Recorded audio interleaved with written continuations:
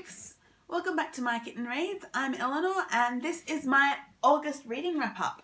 I meant to film this on the weekend, but I've been recovering from my third cold of the winter, so feeling much better now though, so fingers crossed that's all the illness I'm going to have for the year. But yes, August, I read 8 things and I think it was quite a pleasing reading month actually. I'm perfectly on track for my overall reading goal for the year. So, you know, I was actually a bit ahead of the goal before August. So I sort of slipped back a bit. But I think I read some really good things. I really enjoyed my reading month. And I think maybe a lot of the Hugo reading that I was doing in the previous couple of months, I wasn't really loving. And so everything felt a bit blur. But I just read some really, really good stuff. So, here we go. What did I finish in August? Okay, so I finished something that I actually started as Hugo reading, and that is Trail of Lightning by Rebecca Roanhorse. This is the first book in the Sixth World series. It's urban fantasy, but it's Native American urban fantasy. It's set on what used to be a reservation after the apocalypse, where most of the rest of America has been flooded out, and so it's mostly Native American people sort of eking out an existence. And our main character, Maggie, she hunts monsters. She's got clan powers and she hunts monsters. But it's all tied up with sort of her ex-mentor who she was in love with, who left her because he thought she was getting too violent. So yeah, but you know, she runs around, she meets people, she speaks to sort of, I guess, gods, and she tries to stop monsters from hurting people. So it's a little bit dark, but I really, really enjoyed it. So yeah, definitely pick up some Rebecca Roanhorse if we can. She writes really awesome stuff. I'm looking forward to the next book in this series. I then finished Meet Me at the Intersection, edited by Rebecca Lim and Ambelin Kwaymullina. Yeah, so I finished both of these actually as part of the Dewey's 24-hour readathon, I think. So this is an Australian collection of short stories, memoirs, poems, that kind of stuff, about intersectionality. So they're YA, and so they're stories about, you know, people who have multiple, multiple things that make them not of the white male mainstream. So they're queer, they've got a disability, they're a person of colour, they're an immigrant, all that kind of stuff. It's not science fiction and fantasy, and to be honest, like, all the stories were interesting, but I think skewed a little young for me for short stories, just for me. And also I think because they're all contemporary, contemporary is also not always my thing. So a really interesting read, and I think a really, really important book, but maybe not quite for me. So yeah, that's Meet Me at the Intersection, edited by Rebecca Lim and Ambelin Kwaymullina. So after that, I spent most of my readathon listening to Emma by Jane Austen via audiobook. So obviously I have a copy, but I was very tired and feeling unwell that day, so I spent a lot of time reading through audiobook and was listening to Emma, and that was really enjoyable. I think the audiobook I was listening to is read by Juliet Stevenson, the actress. I think that's who it was. And so that was a really enjoyable. You know, Emma's a fun novel. Like, Emma's one of probably Jane Austen's most fun, you know, and frivolous novels, but yeah, I really enjoy it. So that was Emma. Then, on a complete whim, mostly triggered by podcast, I read a Star Wars novel that I'd never, you know, a new one. I was doing a lot of catching up on the Squadron podcast, and I got to, I think I did 4 podcasts recently, which were read-alongs of the new book by Alexander Freed, Alphabet Squadron. And I went, okay, I actually think I might read this. So I literally downloaded it onto my Kindle and read it in like a day, less than a day. Like, I just sat down and I started reading, and I just kept reading it, and it was amazing. Like, it was a really, really good book. So basically it's set in the new expanded universe, not long after Return of the Jedi, not long after this Operation Cinder that's happened just after Return of the Jedi. And it's about our main character, Erica. She used to be a TIE fighter pilot for this, I think they're called the Shadow Wing, a specific wing of fighters who have been very, very dangerous for the Empire. And she's basically defected. And she's in this defectors camp, waiting to figure out what's going to be done with her. And she gets pulled in by this New Republic intelligence officer who wants to hunt down Shadow Wing. And then there's a few more fighter pilots from the Republic who get pulled in as well. And they end up as Alphabet Squadron because they all fly different types of fighters. So there's an X-Wing, a Y-Wing, a U-Wing, a B-Wing, and an A-Wing.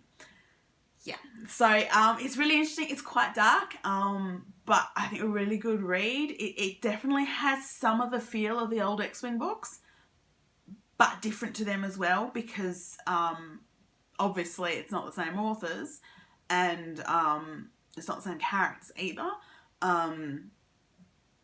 But I really liked Erica, sort of the protagonist.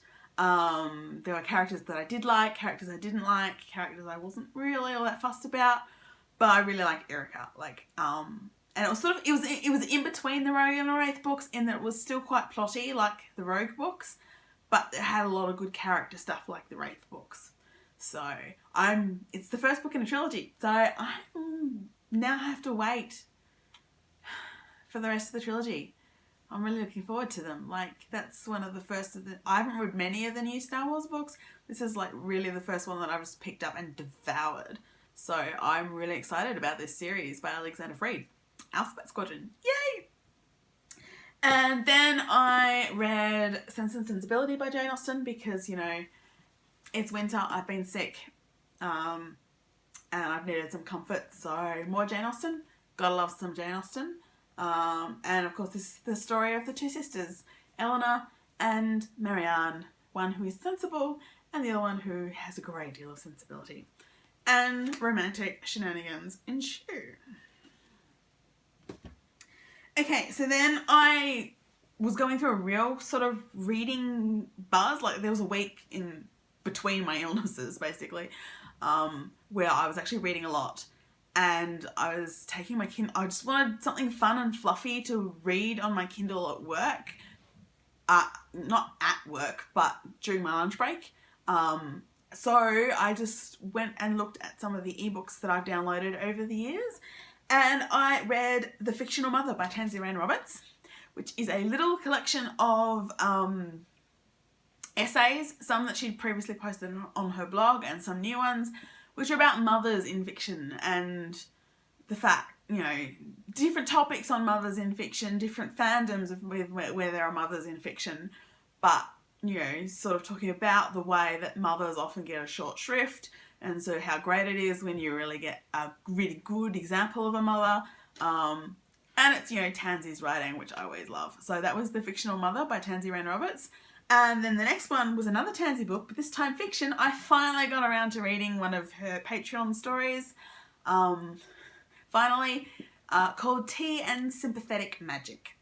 Now, yeah, you kind of seeing it's Tea and Sympathetic Magic. It totally sounds like my thing.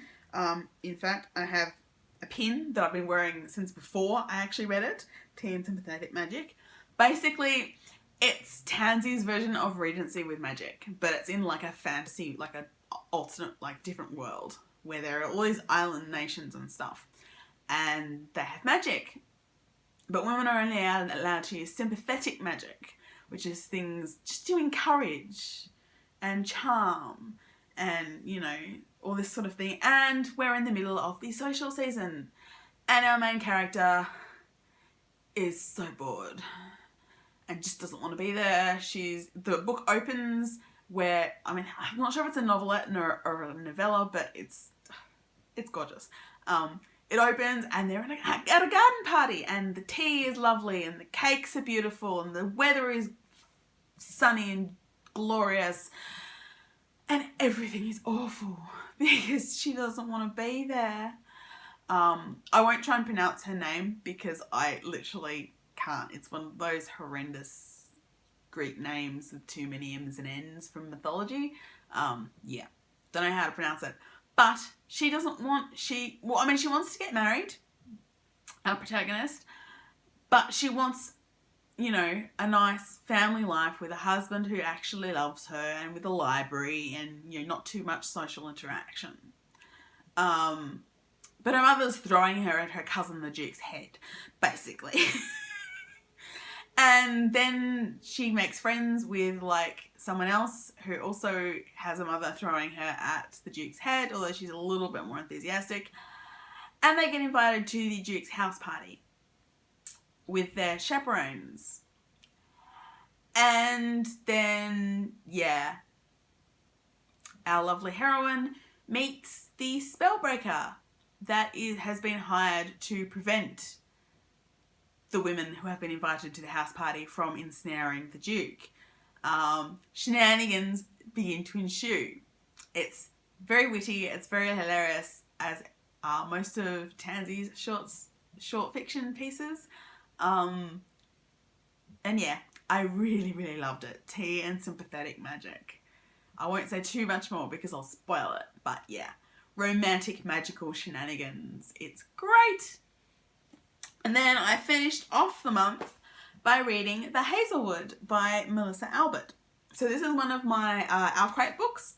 So I'm making an effort now that I have finished with the Hiko reading to do some reading for my goals this year. You'll have noticed there's a couple of books that I've mentioned that are by authors of colour. In Alphabet Squadron, I believe the main character is actually queer. Like, it's not obvious, but she mentions a boyfriend and a girlfriend at different times. So, you know, yay. And this is an Alcrate book called The Hazelwood. It's very fairy tale-y, and basically it's about this girl who, Alice, I think is her name. She's never met her grandmother, who was famous for writing this collection of fairy tales and living in this grand old estate called the Hazelwood. But her mother ran away when she was young and they've lived a nomadic life, always followed by bad luck. And then they get notification that her grandmother has died and they think they can settle down. Her mother thinks she can settle down anyway. Next thing you know, sometime later after her mother's got married and her marriage is now breaking down, suddenly her mother disappears and all these people from these fairy tales that her grandmother wrote keep turning up. And it's quite dark and she's never read her grandmother's fairy tales, but there's a guy at school who has, so she gets his help, and yeah, she's got to figure out how to find her mother and how to get her mother back. And that means returning to the Hazelwood. Like I said, it's actually quite dark, but not so dark that a fluff queen like me can't like it. And I actually really enjoyed it. It's sort of dark in the way original fairy tales are dark. And it's about stories and characters and destiny, and being who you are no matter what that happens to be, kind of thing. But I really, really enjoyed The Hazelwood by Melissa Albert. And that is my August wrap up. So yeah, hopefully I'll have just as good a reading month for September. We'll see how I go.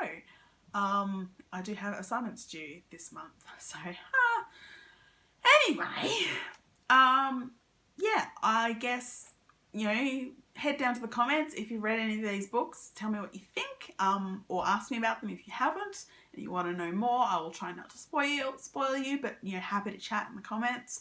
And I will see you all again really soon. Bye.